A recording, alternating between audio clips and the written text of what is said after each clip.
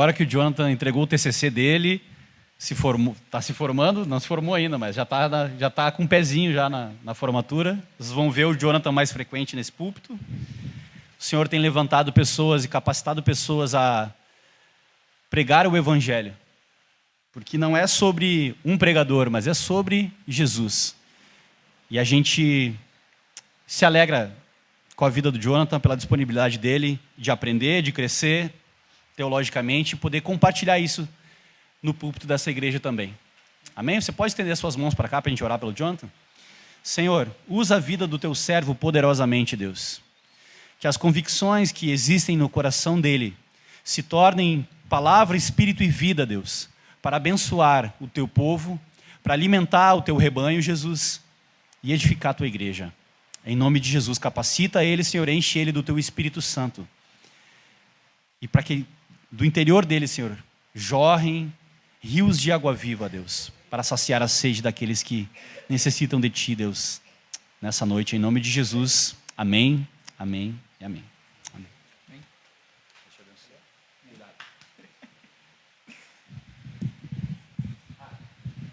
Um aviso rapidinho.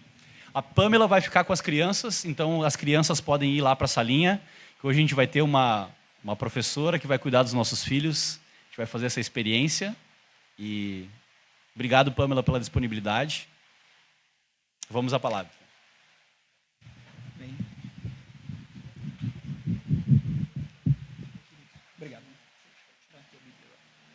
Muito obrigado, gente. Boa noite, então, igreja. Primeiramente, agradecer, o Jader, agradecer a Deus, agradecer vocês também a confiança e a oportunidade. Para mim, sempre é muito especial estar na frente de um púlpito. Todos sabem, eu sou professor, então eu tenho a oportunidade de conversar com pessoas assim, em números maiores, com frequência. Isso deveria ser super natural para mim, Mas toda vez que eu venho e me coloco na frente da Bíblia, na frente de um estudo que a gente conversa muito para fazer, e representando aquele que é irrepresentável, que com as minhas falhas eu tento fazer o melhor possível para representar a Deus e a palavra dele, é diferente, é especial. Então, agradecer mesmo de coração pela confiança que vocês depositam, e eu vou tentar sempre, como o Jader falou, agora com um pouco mais de disponibilidade, assim, estudar o máximo possível e tentar desempenhar da melhor maneira possível para trazer uma palavra que agregue principalmente o meu coração. Não que eu me importe mais comigo, e realmente eu me importo mais comigo, mas que eu consiga também repartir com vocês aquilo que Deus está trabalhando também no meu coração. Eu queria convidar vocês para a gente fazer a leitura do texto, que ele é de 2 Samuel, capítulo 7. Só antes comentar com vocês que 2 Samuel vai narrar praticamente todo o reinado de Davi, desde a sua unção até o desenvolvimento desse reinado e até algumas falhas dele. Mas o capítulo 7 em específico que a gente vai ler agora é antes da principal falha de Davi. Então vamos à leitura. 2 Samuel, capítulo 7, começando do 1.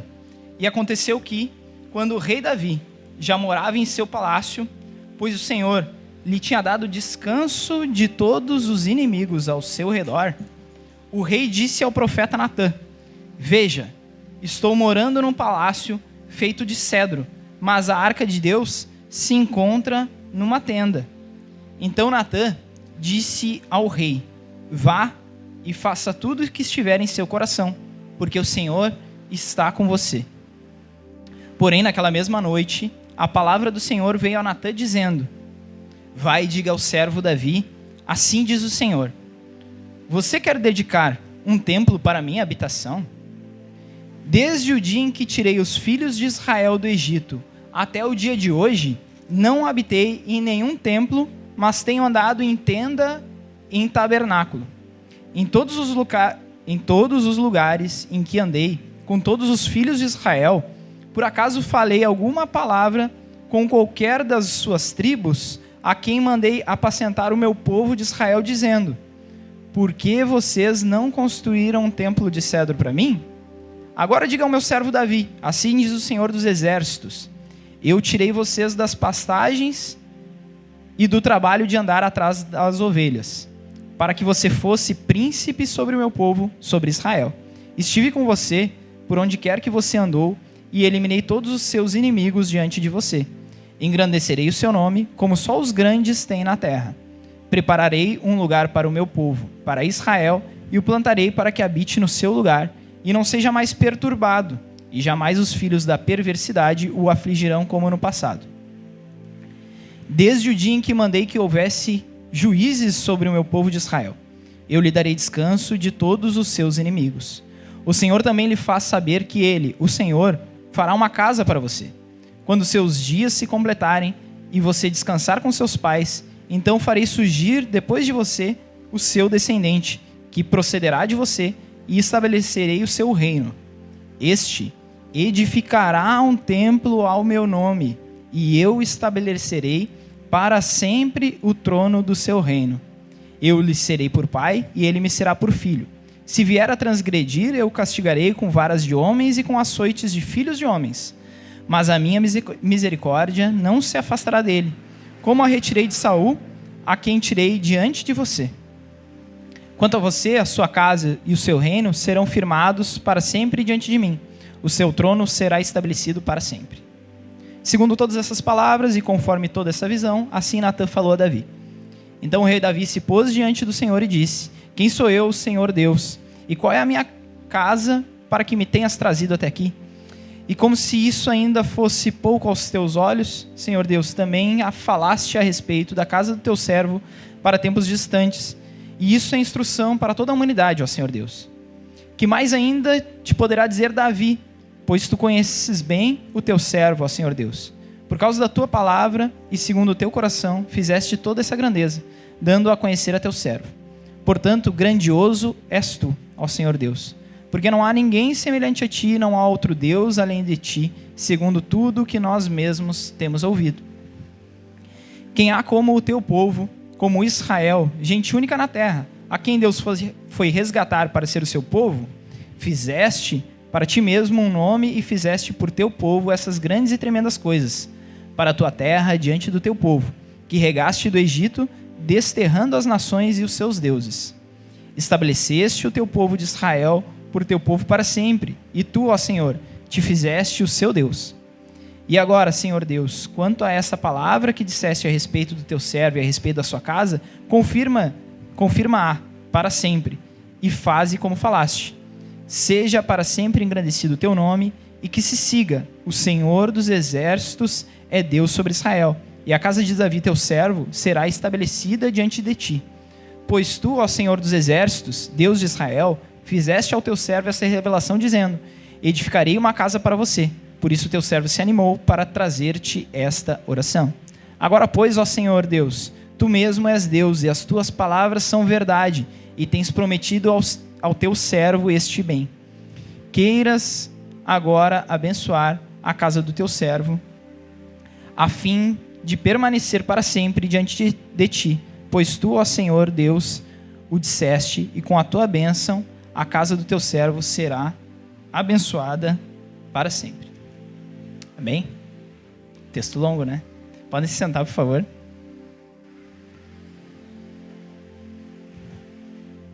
Texto longo, com promessa, com oração, com profundidade e com bastante informação. Antes da gente entrar mais a fundo no texto, eu queria só recapitular alguns pontos importantes dessa nossa série, para a gente organizar as nossas ideias.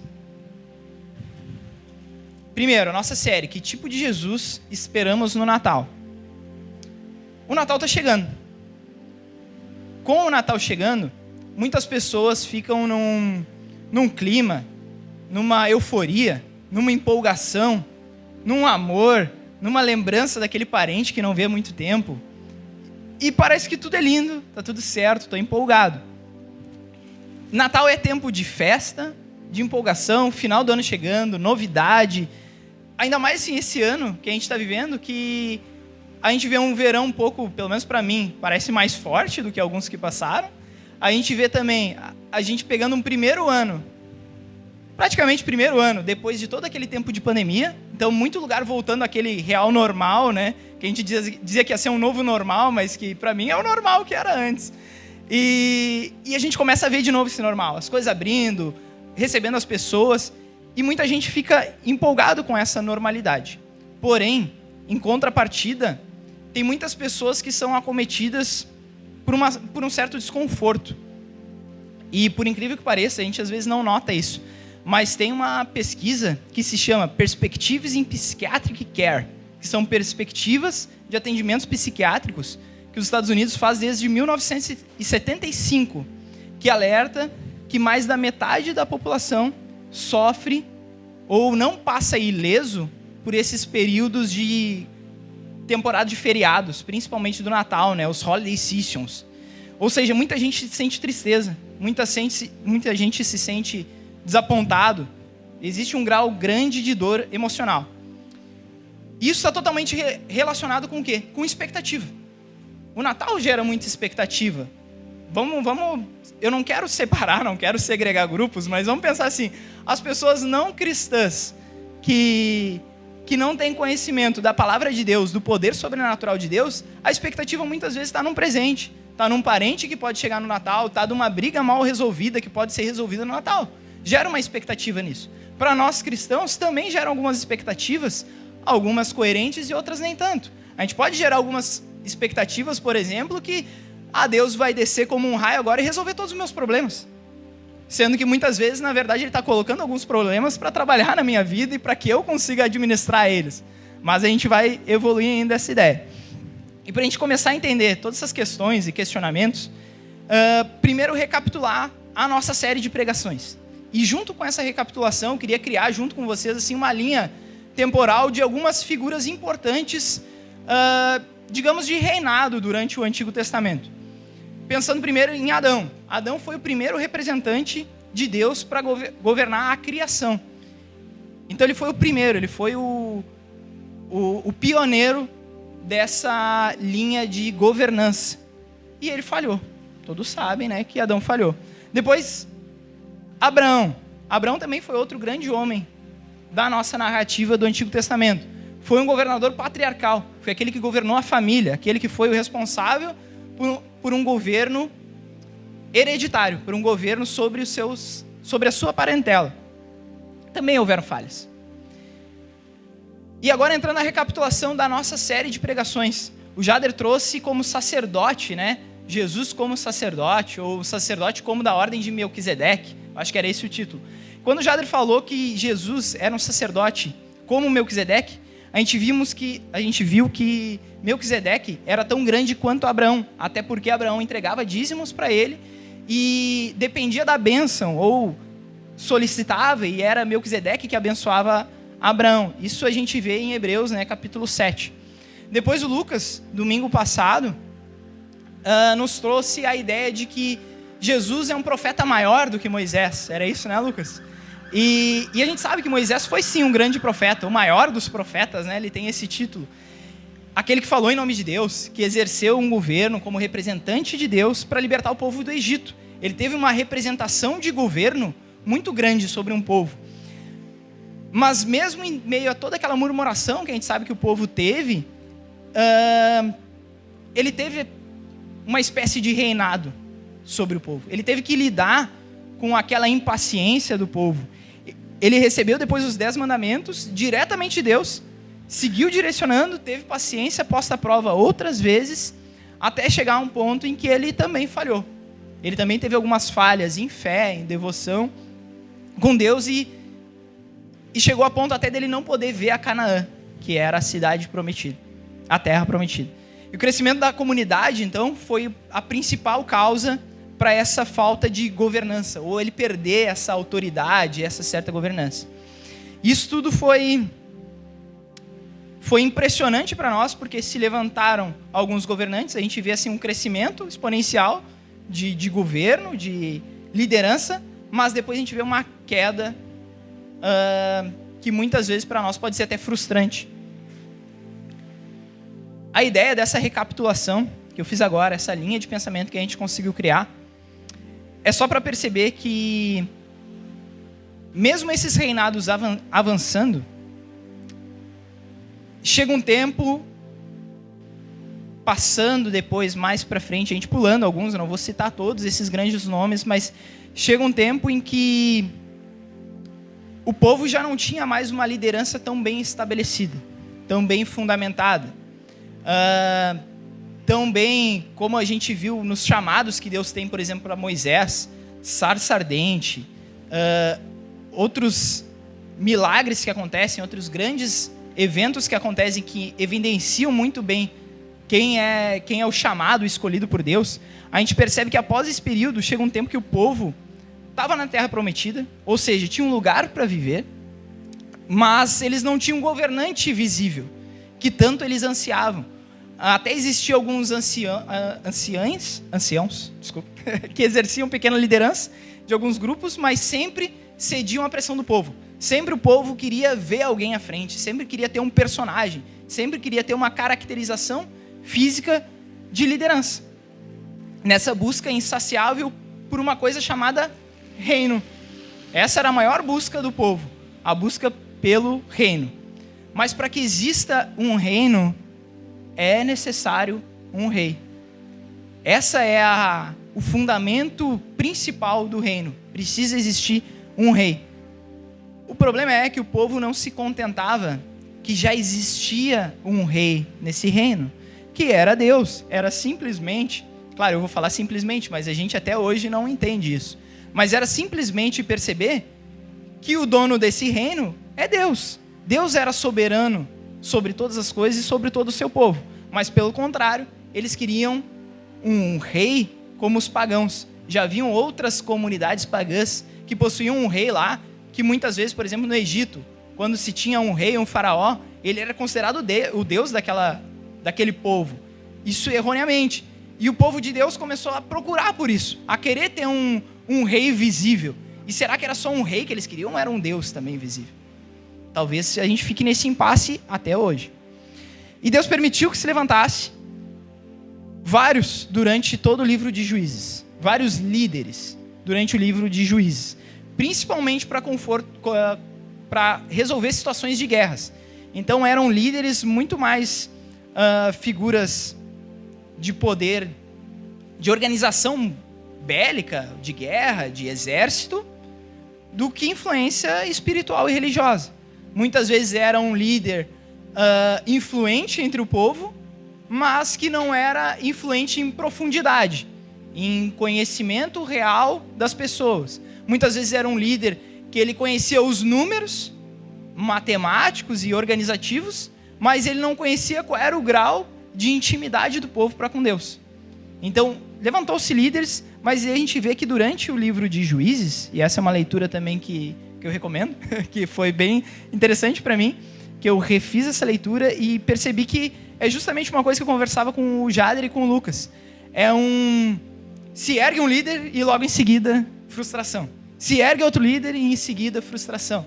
Então fica nesse jogo de ganha e perde o tempo inteiro, ganha e perde o tempo inteiro, e parece que não vai ter fim, parece que fica até agoniante, assim, que não chega um momento de ter uma vitória, né?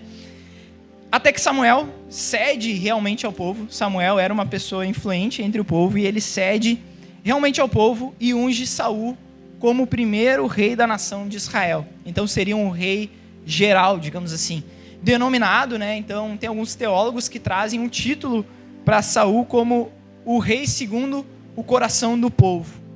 Então ele é um rei que ele tinha atributos que o povo se encantava. Ele era um líder, ele era um militar, ele era de origem de tribos de fronteira, que o povo via como interessante, uma pessoa que conheça essas regiões. Porém, novamente, o que acontece? Falhas, traições de Saul a Samuel, demonstração que ele queria mais a vontade dele e não a de Deus. Saul enlouquece e tenta matar Davi. E Davi, que, coitado, entre aspas, vamos chamar ele de coitado por enquanto, tá? Mas mais pra frente isso vai mudar um pouco. Coitado ia pro reino de Saul para tocar harpa para acalmar ele. E mesmo assim, Saul começou a ficar com uma pulga atrás da orelha e não, esse cara tem uma postura de liderança, ele vai roubar meu lugar, ele faz toda uma função para tentar matar Davi. mas no final ainda ele comete suicídio. Ele chega a um ponto de dificuldade psicológica e chega a ponto de cometer suicídio. Isso a gente encontra, quem quiser consultar e ler melhor sobre isso, 2 Samuel, no capítulo 1, mais para o final ali, 8 a 10. Mas final não, todo o capítulo vai narrar bem essa história. Então agora chega Davi para reinar. Entre 2 Samuel capítulo 2 e o capítulo 6, a gente vê que Davi ele é escolhido e enviado. Um homem agora segundo o coração de Deus. Mas que também se deixa levar mais para frente. Eu quero já dar um spoiler do final, do que tem mais para frente. Ele também se deixa levar por atrativos do pecado e cai em falhas.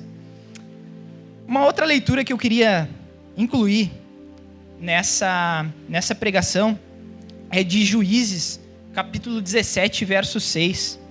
Se vocês puderem acompanhar comigo.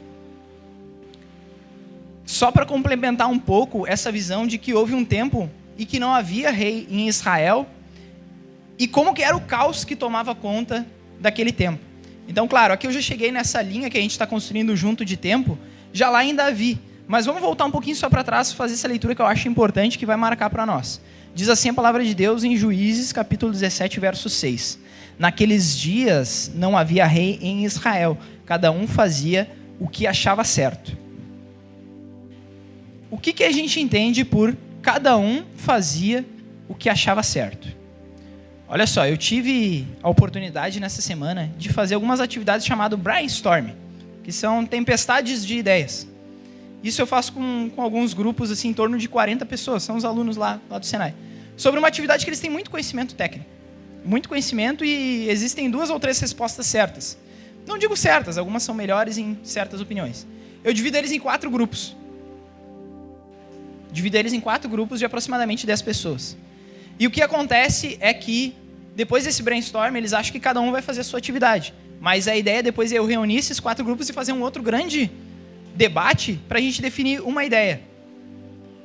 Os primeiros 4 brainstorm eu faço em menos de 15 minutos. Eu não, eles fazem. Eu conduzo eles a realizarem. Menos de 15 minutos. Para a gente chegar depois num denominador comum, num plano de ação que todos vão fazer junto, a gente leva em torno de 3 horas e 45 minutos. Para a gente conseguir definir a estratégia que a gente vai realizar. E falo para vocês que eu acho que já é o 6º grupo de pessoas que eu faço isso e nunca baixou de 3 horas. Então, quando a gente fala que cada um fazia o que acha certo, mesmo nessa situação que eu comentei com vocês, que só tem 3 respostas possíveis, então só tinha 3 escolhas para se fazer, e a gente demora 3 horas para escolher. Imagina quando eu abro para cada um fazia o que acha certo num povo grande. Vamos pensar até pequeno, um povo de 100 pessoas, cada um fazendo o que acha certo. Vamos pensar um pouco menor, um grupo de 30 pessoas organizando um churrasco no grupo do WhatsApp. É complicado cada um fazer o que acha certo, né? Só para a gente entender um pouco mais essa passagem que a gente leu de 2 Samuel, capítulo 7. Esse texto começa falando sobre a arca da presença de Deus. Mas o que é a arca da presença de Deus e por que o Jonathan começa lendo esse versículo, ou por que o Jader instruiu o Jonathan a começar lendo esse versículo se ele está falando sobre o Jesus que a gente espera para o Natal? Só comentar com vocês, essa arca da presença de Deus, naquele tempo, era o local onde realmente o povo acreditava que estava ali a presença de Deus. E Davi, como um servo e realmente preocupado com as coisas de Deus, com as coisas da parte de Deus, ele se preocupava muito em, como é que eu estou aqui num reino, num templo tão grande, tão bonito, organizado, e a tenda está ali, como ele fala, atrás de uma cortina, de uma simples cortina. Então ele queria fazer algo melhor. E ele é advertido por Natã, advertido não por Natã, mas sim por Deus, através de Natã, porque é Deus que fala com Natã, e Natã que dá aquela advertência para Davi, e comenta várias coisas interessantes para nós, que não é Davi quem vai construir esse templo para a arca da presença de Deus. Ele fala mais, ele fala sobre a sequência da família de Davi, que ele tem que vai ter uma sequência ali hereditária, e que alguém da linhagem de Davi é que vai construir esse templo. Mas a gente vai ver mais para frente que esse verso, principalmente, ele tem um significado bem mais profundo. Mas só antes, comentar com vocês, Davi foi sim um rei escolhido e eleito por Deus. Davi foi sim um grande homem de Deus e segundo o coração de Deus. Davi foi também um governante e rei. Houve um tempo bom durante o reinado dele. Houve um tempo de prosperidade, houve um tempo de saúde para aquele povo. Mas pela pecaminosidade humana, aquela pecaminosidade que a gente tem visto que é adâmica, né, que é de uma origem bem mais longa do que a gente imagina, erros acontecem. Principalmente porque tem um termo agora que eu vou comentar que é muito interessante, eu dei uma estudada um pouco mais sobre ele, que diz que Davi foi um tipo de Cristo, mas nunca o Cristo. Ele foi uma tipificação de Cristo, mas não o Cristo. As pessoas podem ter confundido ele. Não sei, a gente não tem um relato específico na Bíblia se confundiram ou não. Eu estou falando algo que eu imagino. Mas Davi, ele erra em escolhas, em atitudes, ele erra em julgamentos, ele erra principalmente na sua própria família. Ele erra na maneira que ele tenta consertar os seus erros. A maneira que a gente conserta os erros, pedindo perdão, nos arrependendo sobre eles, pedindo perdão de Deus e não fazendo de novo, né? Esse é o nosso objetivo principal. A gente pode cair, sim, mas a gente tenta fazer com que isso não aconteça de novo. Mas Davi, a gente até pode pensar, quando a gente faz a leitura assim, de toda essa narrativa, que os erros e as falhas de Davi podem ter começado lá no capítulo 11, quando ele cobiça Betseba, quando ele trai Urias, que é um cavaleiro, né? Para quem não lembra dessa história, Urias era um chefe de um exército, e que as guerras começaram, não digo a diminuir, mas ser menos necessária a presença de Davi, e Urias começou a tomar um pouco mais à frente de alguns exércitos. Então Urias é que saía, e Davi ficava um pouco mais no reino, e numa dessas de ficar um pouco mais no reino, ele sai numa das varandas do reino e vê Betseba, que era mulher de Urias, e ele começa a cobiçar essa mulher, e cai em tentação, em traição. E esse é um dos principais erros de Davi. Mas, particularmente, eu acredito que houve ali uma interpretação que eu quero comentar com vocês, e até conversei um pouco com o Jader sobre isso, que é um versículo que nos dá algumas, não digo interpretações, mas algumas visões, que é o versículo 13 da leitura que a gente fez de 2 Samuel, capítulo 7. Diz assim o versículo: Este edificará um templo ao meu nome, e eu estabelecerei para sempre o trono do seu reino. Esse versículo está meio do contexto daquela advertência que Natã dá a Davi. E daí ele vem trazendo essa advertência por parte de Deus para Davi. Ele fala sobre que não vai ser Davi quem vai construir o templo para a arca da presença de Deus e tal. E esse versículo me chamou muito a atenção, tocou em mim, que realmente tem muitas coisas que a gente quer fazer para Deus. Tem muitas coisas materiais que a gente quer fazer para o nome de Deus ser realmente exaltado e glorificado. Eu, principalmente quando eu falei para vocês, eu me preparo para vir para cá. Mas a gente tem que ter a noção que independente disso, independente do nosso preparo, da nossa força física, do nosso empenho, da nossa dedicação, a gente não faz nada. Não depende da gente. A gente tem que fazer o nosso melhor para Deus, concordo. Mas a gente não pode fazer o nosso melhor para Deus dizendo, Deus vai ser glorificado porque eu fiz tal coisa, ou porque eu... Porque não é. A gente não é nada perto de tudo o que Deus pode fazer, de tudo o que Deus pode alcançar. De todas as pessoas que Deus pode alcançar através da nossa vida, mesmo que eu tivesse contato de todas elas no meu WhatsApp, e que eu criasse um algoritmo lá para mandar mensagem para todas elas, específica com o que elas querem ouvir, mesmo assim, não seria nem perto de 1% daquilo que Deus pode fazer no coração das pessoas. Então não depende de nós.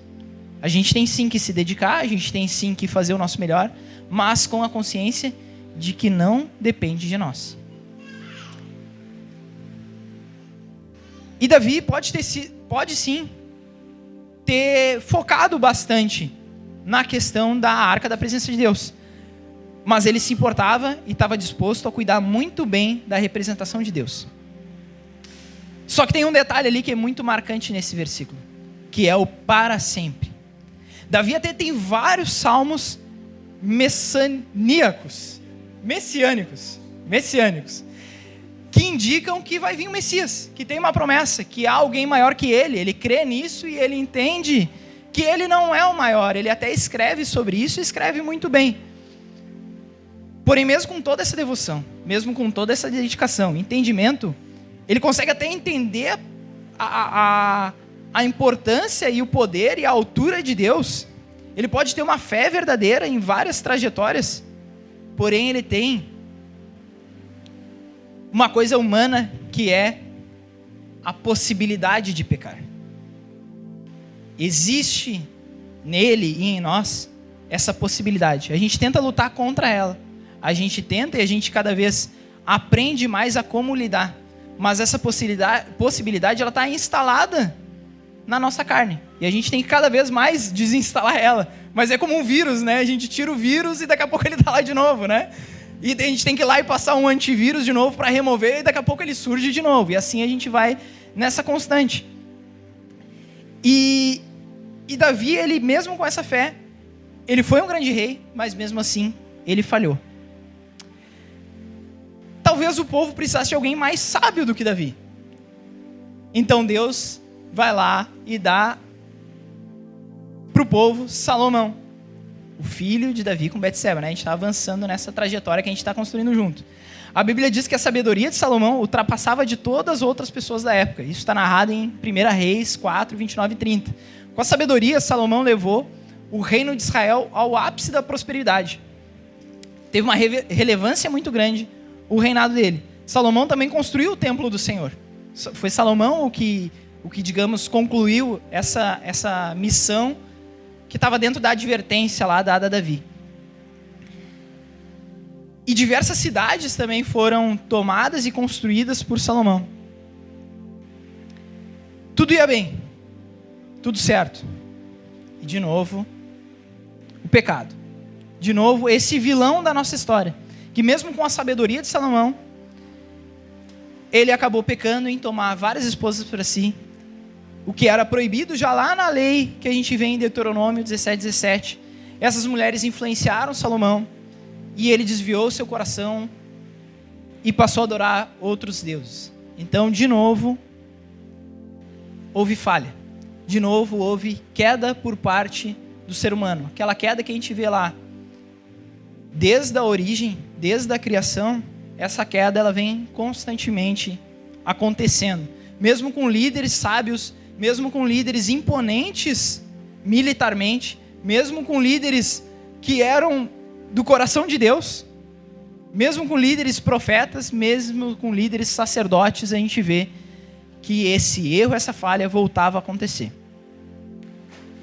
Vamos agora tentar direcionar um pouco mais e pensar um pouco sobre esses reinados. Eu não sei se vocês perceberam, mas eu tentei ser bem incisivo na palavra reinado, na palavra liderança, porque a ideia da mensagem de hoje é que Jesus, ele é um rei maior do que Davi. Então a gente viu vários reinados e que possivelmente aos nossos olhos, quando a gente faz a leitura da Bíblia, o reinado de Davi pode ter sido o maior, o mais belo. Eu já vi muitas vezes algumas pregações que falam que a gente deve ser um líder como Davi, que a gente deve ser um rei, que a gente deve ser uma pessoa como Davi. Mas olha só, esses reinados que a gente comentou e que chamam a atenção. Mas até antes da gente pensar nesses reinados, eu queria só definir um ponto com vocês, que é o que é um rei.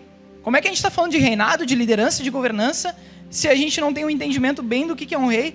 Eu acho que com os exemplos até ficou claro, mas eu acho que nunca é demais a gente explicar. Que um rei é aquele que é soberano de uma nação ou território.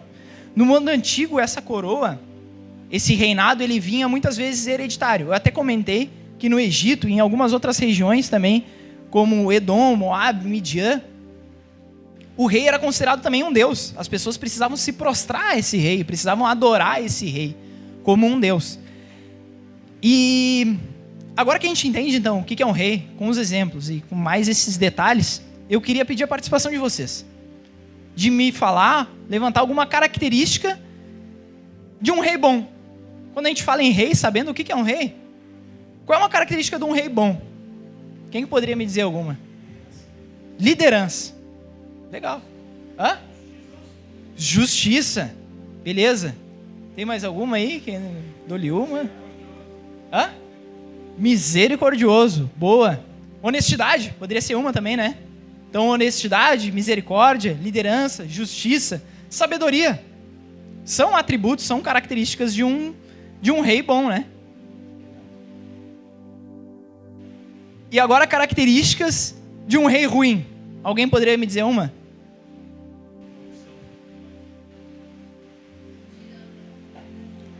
Tirania, corrupção.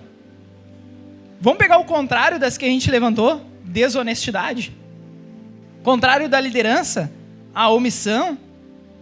O contrário da sabedoria, um péssimo aconselhador. Pô, eu tentei procurar o tolo, né? Covarde.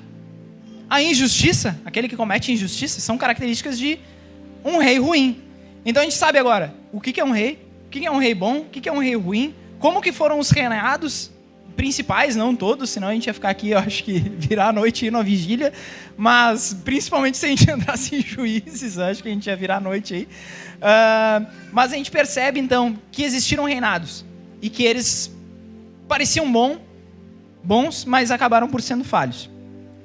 E uma outra pergunta que ficou muito na minha cabeça e que pode estar na de vocês é o porquê que a gente precisa de um rei.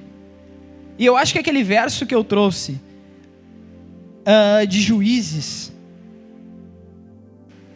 17:6, que naqueles dias não havia um rei em Israel, cada um fazia o que achava mais certo, eu acho que traduz bem para nós o porquê que a gente precisa de um rei. O exemplo que eu trouxe, eu acho que também consegue exemplificar e contextualizar para nós o porquê que a gente precisa de um rei, ou de uma direção.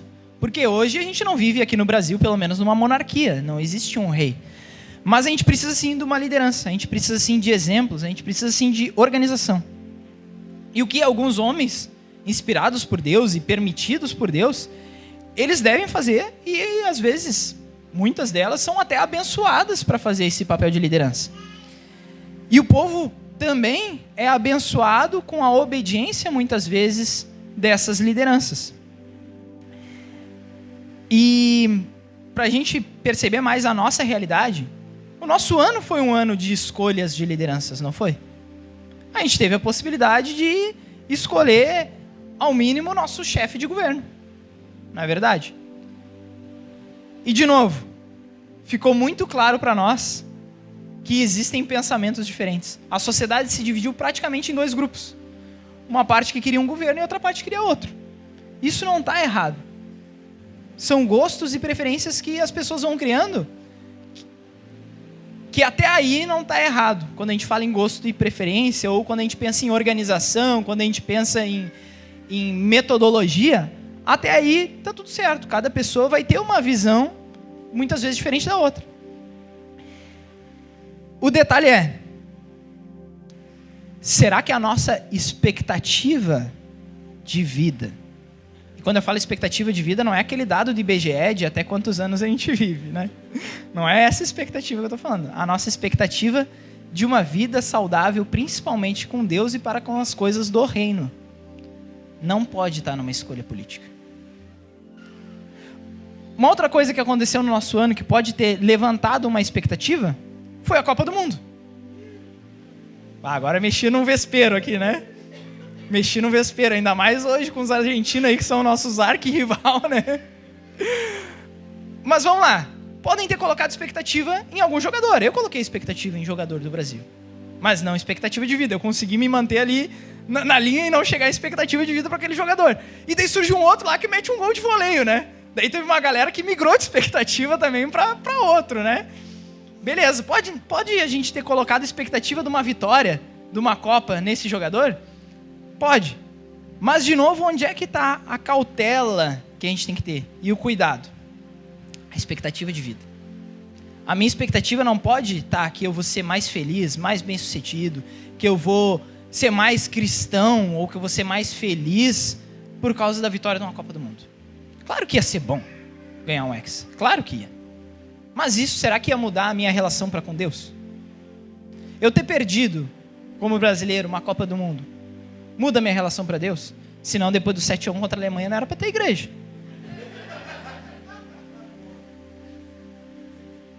Todas essas pessoas que eu comentei aqui, tanto os jogadores de futebol, tanto os líderes, políticos, os reis que a gente viu, grandes reis durante todo o Antigo Testamento, podem ter sido levantados com um certo papel de liderança. Deus permitiu que eles se levantaram num papel de liderança. Porém, a gente não pode confundir e colocar a nossa esperança e expectativa nessas pessoas.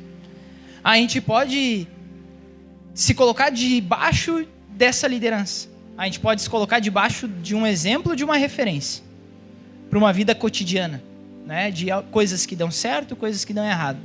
Até um bom exemplo, às vezes, é pessoas que fazem coisas erradas, que daí a gente vê e é o exemplo do que não fazer, né? Mas pode ser um exemplo para nós. Mas a gente não pode colocar o real motivo e interesse e desejo da nossa vida nessas pessoas. Porque ainda assim, são humanos como a gente. Ainda são pecadores como nós. Ainda são falhos e errôneos como cada um de nós. Eles podem até apontar para Cristo. Pode até vir uma pessoa, sabe aquela pessoa que normalmente a gente vê assim, como eu sinto a presença de Deus quando eu estou junto com essa pessoa? Sabe quando a gente vai orar com uma pessoa e sente assim, realmente, ou quando a gente pede um conselho e a pessoa vem com um conselho assim, e tu chega a arrepiar assim, aquele conselho está se mostrando e está dando certo. Mas não é Cristo. Pode estar apontando para Cristo. Pode estar mirando, pode estar sendo um holofote assim, mirando e clareando totalmente a figura de Cristo. Mas esses reis que a gente viu no Antigo Testamento são tipos de Cristo, são tipificações, mas não o Cristo que a gente tem que buscar com toda a nossa força e com todo o nosso entendimento. Bem. Mas a gente tem que entender que essas pessoas são sim importantes, porque senão simplesmente a gente vai falar agora, não, então eu não vou seguir ninguém, eu não vou me colocar em papel de liderança quando eu tenho oportunidades, eu não vou vir aqui pregar a palavra de Deus porque eu não preciso disso, Deus vai fazer tudo. Não, a gente precisa sim dessas pessoas, a gente precisa sim seguir alguns referenciais de liderança, alguns referenciais de Cristo, que Cristo permite e unge pessoas para serem referenciais para nós, mas não depositar nossa confiança. Terceiro ponto, então eu comentei 2 pontos aqui. O que é um rei e por que a gente precisa de um rei. Então ficou claro que a gente precisa de um rei, senão a gente fica sem norte, né? A gente fica um barco à deriva, nossa vida vira um Deus dará. A gente não sabe para onde ir nem como ir. A gente não sabe se a gente rema girando ou se a gente rema batendo o remo. A gente precisa de um referencial, a gente precisa de um exemplo. E o terceiro ponto é qual é o verdadeiro rei que a gente precisa. Eu já dei vários spoilers, até já falei o nome dele, eu já até citei. Na história que a gente viu de todos esses reis, existe sempre um vilão por trás de cada uma dessas histórias, que é o pecado. Ele está presente desde Adão até Salomão. Esse vilão, chegou um momento que ele estava com os dias contados. Ele era um vilão que ia ser derrotado não como uma grande história da Pixar, da Marvel, de qualquer produtora. Mas é um vilão que ele ia começar a ser derrotado numa estrebaria em Belém. Um rei que mesmo em um lugar insignificante, que ninguém esperava que fosse ali, se perguntasse para todas as pessoas do mundo onde nasceria um rei, acredito que ninguém nunca acertaria. Sob a sombra de uma cidade que estava debaixo de um reinado ruim de Herodes, o Deus encarnado nasceu, foi colocado numa manjedoura, porque não havia uma hospedaria para esse rei tão majestoso. Lucas capítulo 2, verso 7 vai narrar isso. Um rei que nasceria de uma forma totalmente inusitada, sem majestade aparente aos nossos olhos, mas com uma majestade celestial que nem o melhor cântico de Davi ia conseguir representar. E como que era a conduta desse rei? Mateus 5 nos mostra vários ensinamentos. E também a gente vê uma conduta nos versos 17 e 18. Não pensem que vim revogar a lei ou os profetas. Não vim para revogar, mas para cumprir. Porque em verdade lhes digo, até que o céu e a terra passem, nem um i ou um tio jamais passará da lei até que tudo se cumpra. Somente esse rei podia falar isso. Davi não ia conseguir falar isso. Davi não ia conseguir seguir isso. Esse rei, ele vence a guerra. Mateus 4 vai nos mostrar toda a tentação colocada diante de Jesus, mas meio toda aquela adversidade, ele perseverou e permaneceu no pensamento do versículo 10. Adore o Senhor seu Deus e preste culto somente a Ele. Esse rei, ele venceu o mundo permanecendo fiel a Deus. Ele não permaneceu com um grande exército. Ele não permaneceu porque ele era uma figura que expressava organização militar. Esse rei, ele é descendente e representante, porque é o prometido descendente da mulher que esmagaria a cabeça da cobra. Essa promessa que já nos vem sendo dada desde Gênesis capítulo 3, realizando assim um novo êxodo para a nova terra prometida. E a vitória desse rei, será que foi uma vitória como um filme de guerra, com milhares de bombas? Será que foi uma guerra como a gente tem, infelizmente, aí acompanhado, entre países querendo poder militar, poder de, muitas vezes até de petróleo, de bens que é da própria natureza? Esse rei tem um exército muito maior do que qualquer um deles. Esse rei tem um poder bélico maior do que qualquer bomba nuclear. Esse rei, ele é muito maior do que a gente pode enxergar. Eu acho muito legal ver aqueles desfiles militar, né? Que a gente vê assim, tanque de guerra, pessoal com todo não, né? Eu acho que mostra sempre uma parte, não tudo, do equipamento militar. Mas mesmo que a gente imagine o maior corpo militar que possa existir no mundo, nenhum vai chegar perto do poder que o verdadeiro rei, o rei dos reis, Jesus tem. E não é um poder bélico, não é um poder de guerra. Ele teve a guerra mais importante que poderia existir. Ele teve uma guerra contra o próprio pecado, contra o próprio vilão de todas essas histórias, e o vilão que muitas vezes ainda nos persegue na nossa vida, e que percebe principalmente as pessoas que têm que ser o alvo do nosso testemunho, o alvo da nossa conduta, o alvo da nossa ministração da palavra de Deus. Porque a gente tem que ser nesse mundo sal e luz, a gente tem que ser os proclamadores do evangelho, a gente tem que ser as pessoas que levam não poder bélico para as pessoas que estão perdidas no mundo, mas nós devemos ser os instrumentos de Deus para mostrar para as pessoas que o poder real, que o vilão real da vida delas não é o governo, não é um bandido, não é um ladrão, não é a dificuldade emocional, financeira. Eu eu usei um dado lá muito importante no começo, de uma pesquisa psicológica, mas a gente tem que mostrar para as pessoas que é importante cuidar da sua mente, mas que existe um Deus, que Ele tem uma vitória muito maior, e uma vitória real para esses problemas também. Que Ele pode sim, e já venceu essa batalha contra o pecado. Mas Ele não venceu com poder de guerra, como eu falei. Ele venceu, foi em uma cruz. Foi numa cruz que o grande rei Jesus derrotou o vilão que até hoje assombra os nossos corações, o pecado. Ao aceitar sobre seu corpo o pecado de toda a humanidade, Ele se entregou em nosso lugar. Ele morreu a morte que cada um de nós deveríamos ter morrido. E até não parece ter vencido a guerra. Se a gente pensa só até aí, parece pronto, morreu, acabou. Mas não, Ele vence a guerra é no momento em que após a sua morte vem a ressurreição. Então Jesus realmente, Ele vence completamente a morte. Ele não aparentemente vence uma guerra. Ele vence completamente. Coisa que nenhum rei, nem dos que a gente leu, nem dos que ainda podem se levantar na nossa geração ou nas futuras, a gente nunca vai ver um rei como Ele. E qual é a terra que vivem com esse rei? É o aqui e agora. Mas também não é. É louco isso. A terra desse Jesus é o aqui e agora, que a gente deve perseverar, a gente deve conseguir enxergar um futuro, mas a gente deve ser uma coisa chamada peregrino. A gente vive sim nessa terra imundada pelo pecado, com várias dificuldades, com vários desafios.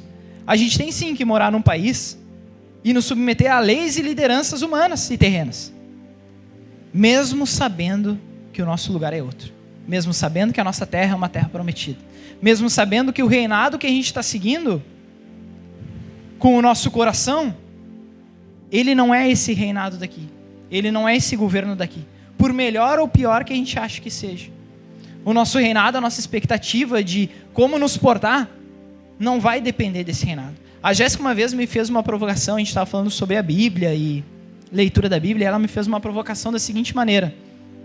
Então quer dizer que se tu morasse naqueles países onde não se pode ter uma Bíblia, tu ia negar a tua fé. Eu tinha feito um comentário sobre a pessoa ser estratégica e tal, em como pregar a palavra de Deus, e ela me falou isso. E como seria se a gente vivesse, ou se viesse um decreto essa semana que não se pode ter uma Bíblia? Nós negaríamos a nossa fé, ou a gente realmente seria peregrino em uma terra estranha? E a nossa esperança tem que ser nesse destino, tem que ser nessa nova terra. Então a nossa expectativa deve estar em algo que não é físico, em algo que não é visível, em algo que é eterno. E já para a gente começar algumas aplicações. Como que a gente se submete a esse reinado? Porque não é simplesmente com leis, que tem muitas coisas, vamos ser sinceros, tem muitas coisas hoje no nosso país que a gente se submete por causa da lei. Por exemplo, tenho carteira de motorista, ela vai vencer. A gente faz a renovação, vamos ser sinceros aqui entre nós. Não porque, eu preciso renovar minha carteira, eu preciso reciclar as minhas habilidades em direção, até porque a gente não renova nenhuma habilidade. O cara vai lá e pergunta como é que tá de saúde, preenche uma coisa, tá aqui tua carteira nova. É assim a renovação da carteira. A gente renova porque existe uma lei que diz que a gente tem que renovar de tantos em tantos anos. Então, esse reinado não é simplesmente se submeter a uma lei, a uma série de normas descritas. Para a gente se submeter e ser direcionado, toda a nossa angústia, toda a nossa ansiedade, ela deve ser para um reino eterno, não provisório. Ela deve ser para um rei verdadeiro, não um rei temporal. Ela deve ser para um rei que cumpre promessas. E como todos nós aqui somos humanos e falhos e pecadores, nossa expectativa e esperança não pode estar num ser humano. A nossa expectativa tem que ser para um rei maior do que qualquer rei que se levante. E hoje, nesse dia, o Rei dos Reis, o Senhor dos Senhores, Ele nos convoca, Ele não nos convida ao rendimento. Ele nos convoca e não nos convida a confessar pecados. Ele nos convoca e não nos convida a colocar a nossa fé na obra da salvação. A gente não precisa de urna eleitoral para seguir esse líder. Mas a gente precisa escolher segui-lo todos os dias. A gente não precisa ouvir o barulhinho de uma tecla. A gente precisa ouvir a uma dor do coração. A gente não precisa torcer por ele para ele ganhar uma partida ou um campeonato. O que a gente precisa é agir como súdito dele, vivendo de forma amorosa, piedosa e ansiando por esse reino futuro, por essa vitória que ele já ganhou para nós. A gente tem que ansiar por esse futuro que já, mas ainda não. Sempre que eu falo isso, eu lembro do Luquinhas. Que já, mas ainda não, estaremos para sempre com ele. Apocalipse 19, né? É isso que tem que incomodar o nosso coração. É isso que tem que mover o nosso ser. E para realmente agora começar o encerramento assim, dessa pregação, Deus falou muito comigo, principalmente sobre aquele versículo, que é o versículo 13 da nossa leitura de 2 Samuel capítulo 7. Este edificará uma casa ao meu nome e confirmarei o trono do seu reino para sempre.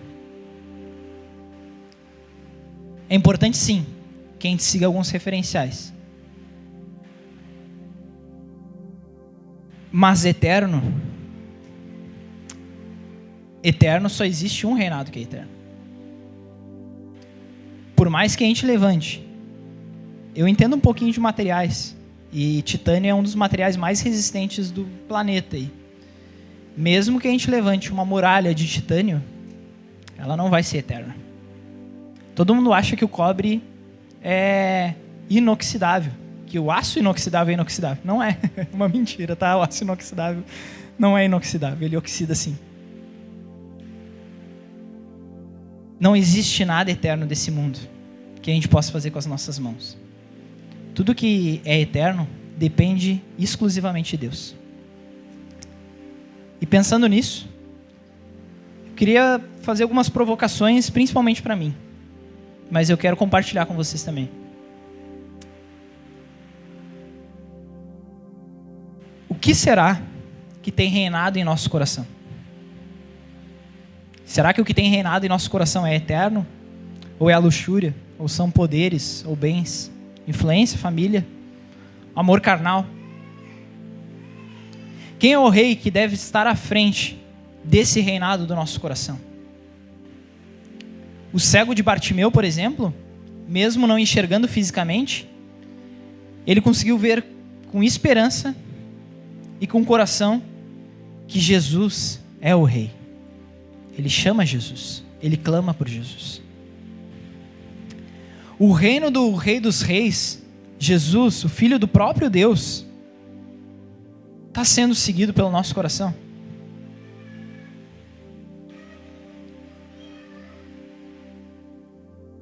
Agora, realmente, para encerrar,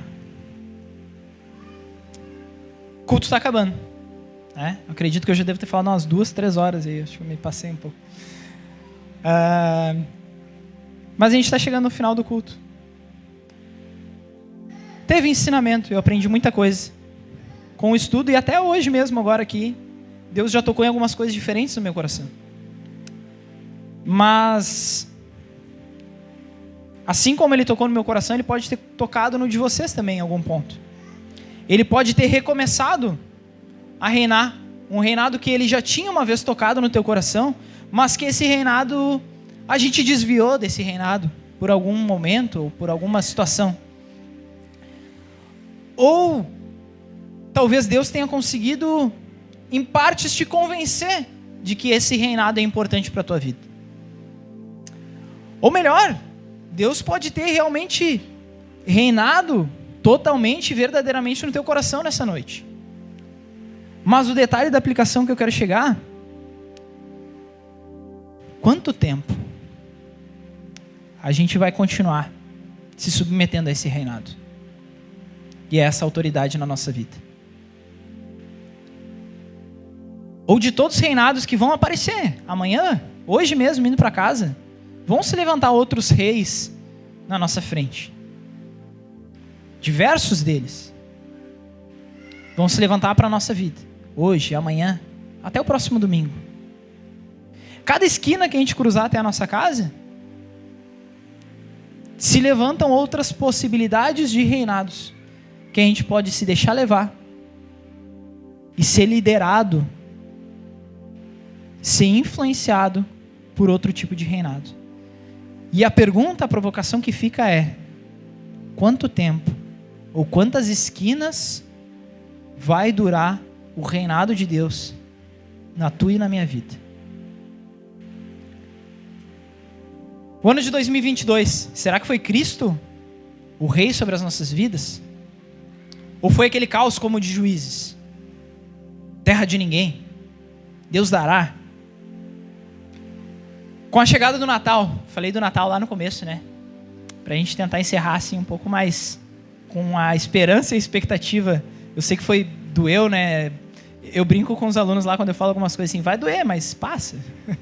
Vai doer, mas passa. Essa reflexão para mim foi bem difícil até colocar aqui.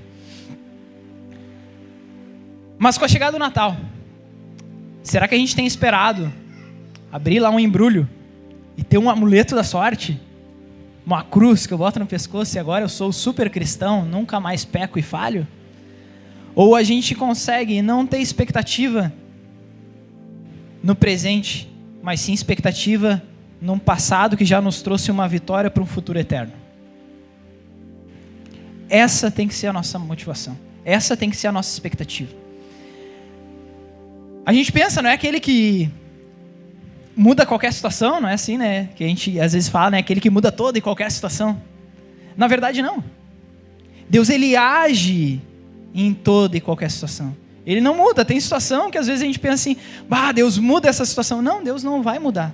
Tu tem que passar por essa situação. O povo precisou passar pelo Egito. O povo necessitava daquilo. Era um trabalhar de Deus na vida do povo. Às vezes tem coisas na nossa vida que a gente clama, Deus muda, muda, muda. Não, mas Deus não quer mudar. Deus quer trabalhar justamente isso na nossa vida. É o agir de Deus. A gente tem que mais buscar que sim, o que eu estou vivendo hoje é o agir de Deus. Sim, o que eu estou vivendo hoje é Deus na minha vida. E vão sim nos chamar de louco. Cara, mas tu tá gripado, tu tá doente, tu tá dizendo que Deus está agindo. Sim, é isso aí. A tua vida tá difícil financeiramente. Cara, tu tem que largar desse Deus. Tu precisa de alguém que tu bote aqui e ele te dê aqui.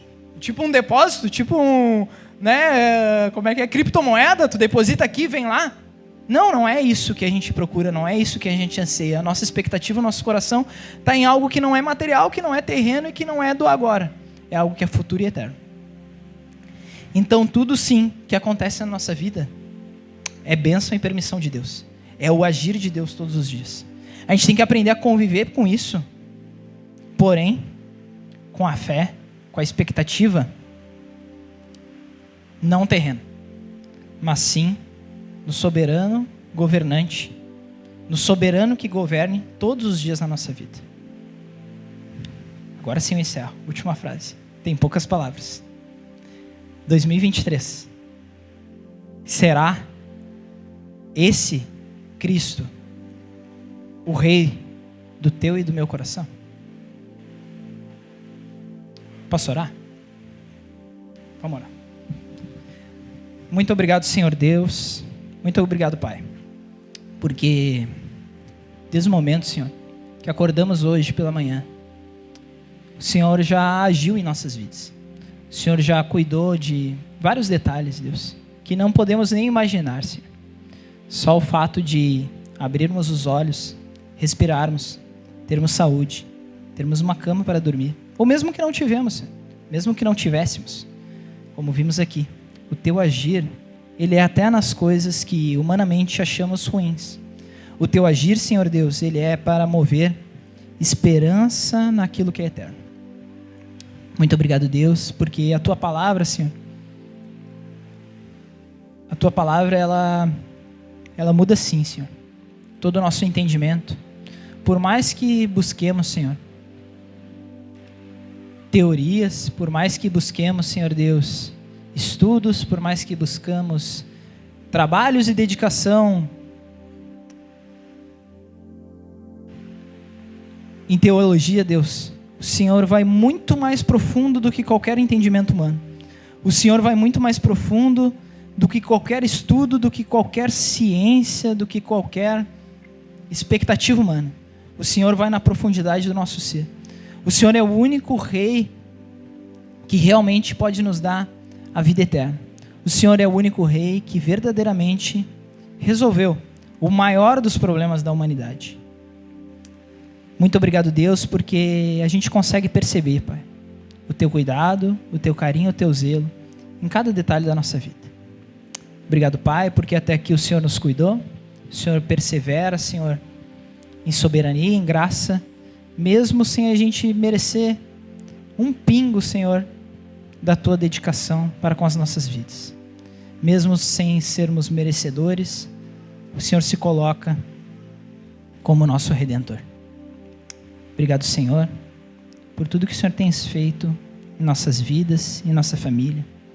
Abençoa, Pai, grandemente os nossos pensamentos durante essa semana, que a gente consiga perseverar, Deus, na tua palavra, que não dure, Senhor, 1, 2, 10 ou milhares de esquinas, mas que dure, Senhor, com perseverança diária, a nossa disciplina em buscar o teu reino. Que a gente persevere, Senhor Deus, em ter o Senhor como o Rei das nossas vidas. Muito obrigado, em nome de Jesus. Amém.